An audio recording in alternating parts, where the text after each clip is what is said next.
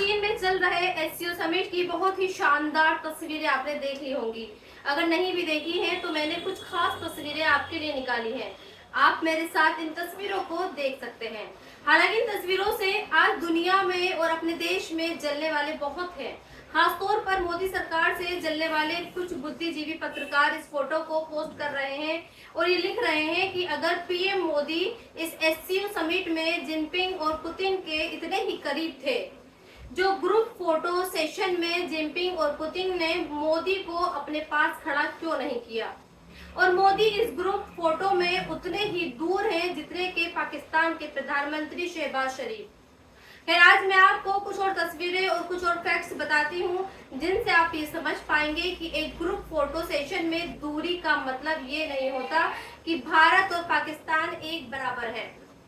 मैंने इस समिट पर रिसर्च की और ये पता लगाने की कोशिश की कि क्या इस समिट में जिस तरह की तस्वीरें मोदी, पुतिन और जिनपिंग की हैं, वैसी तस्वीरें शहबाज की भी हैं। तो यकीनन ये जानिए कि कोई भी तस्वीर मुझे नहीं मिली। किसी भी अखबार, किसी भी न्यूज पोर्टल और किसी भी सर्च इंजन ने मुझे ये नहीं बताया कि जिस तरह से मोदी, पुतिन और जिनपिंग बात कर रहे हैं वैसे बात शहबाज शरीफ ने की हो। यहाँ तक कि आप यकीन नहीं करेंगे, इस समिट में पीएम मोदी ने कई बार भाषण दिया। एक बार वो चीन के साथ हुई बायलैटरल मीटिंग में बोला और दूसरी बार वो एससीओ समिट में बोले। लेकिन शहबाज का इस समिट में कोई भाषण, कोई बायलैटरल मीटिंग नहीं है। इससे आप ये समझ सकते हैं कि भारत और पाकिस्तान में कितना फर्क है।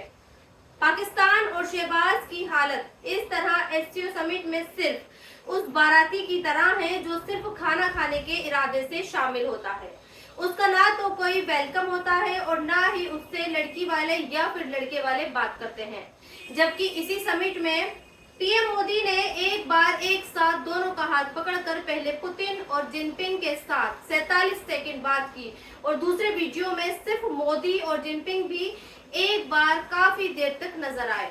फिर आज की दूसरी सबसे चर्चित और पॉपुलर खबर पीटर नवारो से जुड़ी है। आई एम श्योर आपने पीटर नवारो का नाम तो जरूर सुन लिया होगा। मैंने भी पिछले अपने कई वीडियोस में आपको पीटर नवारो के बारे में बताया है। फिर आज उन्होंने एक और बयान दिया है और ये कहा है कि भारत के जो ब्राह्मण हैं वो वहां के आम लोगों की कमाई खा रहे हैं। और सिर्फ यही नहीं, पीटर नवारो ने भारत के लिए एक खास शब्द का भी इस्तेमाल किया है, लॉन्ड्रोमैट फॉर द क्रेमलिन। इसका मतलब ये होता है कि पीटर ने भारत को एक वॉशिंग मशीन बताया है और ये कहा है कि रूस के लिए भारत एक वॉशिंग मशीन की तरह काम कर रहा है।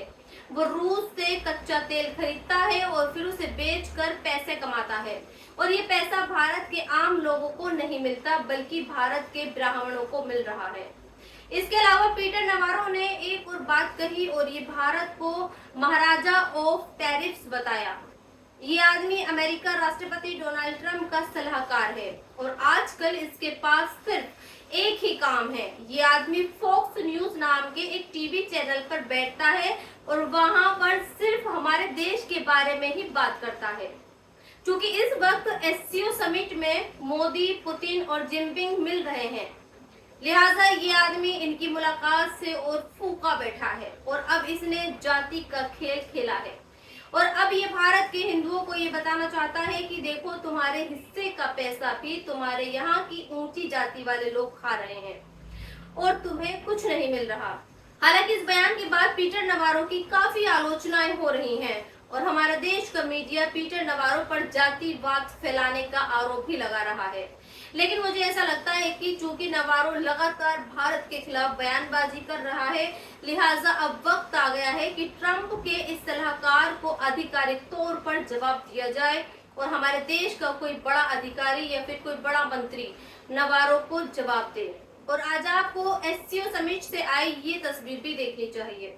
ये तस्वीर जाने माने पत्रकार उमाशंकर सिंह ने पोस्ट की है और इस वीडियो के बारे में लिखा है कि चीन में चल रहे एससीओ समिट में चीन दुनिया को एआई का वर्चुअल वर्ल्ड दिखा रहा है, यानी वो दुनिया जो असल में होती नहीं है लेकिन उसके होने का एहसास आपको होता है। खैर, अब इस वीडियो पर भी सवाल उठ रहे हैं और ये कहा जा रहा है कि चीन ने जिस एआई वीडियो को दुनिया को दिखाया उसमें भारत की तरफ से ताजमहल क्यों दिखाया गया? क्या भारत में सिर्फ ताजमहल ही दिखाने लायक बचा है? क्या भारत में राम मंदिर नहीं है? क्या भारत में अक्षरधाम मंदिर नहीं है? या फिर हिंदुस्तान में इतनी सारी पॉपुलर चीजें हैं, चीन उन्हें भी तो दिखा सकता था, लेकिन जब चीन ने दुनिया को अपने एआई के जरिए दिखाया तो उसमें भारत की पहचान ताजमहल के तौर पर दिखाई गई। मेरे ऐसे लोगों का ये जवाब है कि क्या ताजमहल हिंदुस्तान का नहीं है? और ताजमहल को सिर्फ मुगलों से या फिर मुसलमानों से जोड़कर ही क्यों देखा जाता है?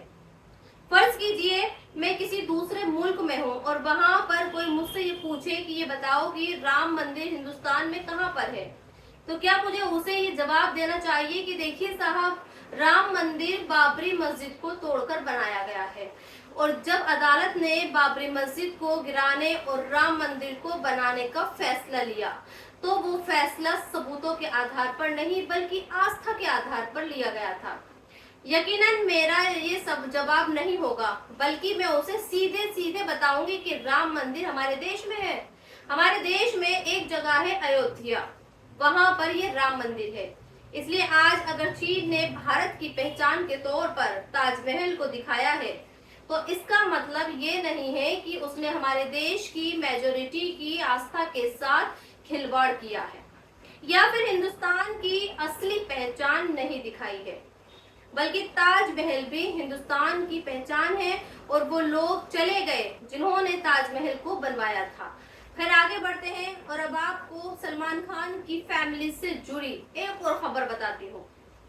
सलमान खान के पिता सलीम खान ने एक बयान दिया है और ये बताया है कि क्यों उनका परिवार बीफ नहीं खाता है, और ये बात सलीम खान ने कुरान और हदीस के हवाले से बताई है।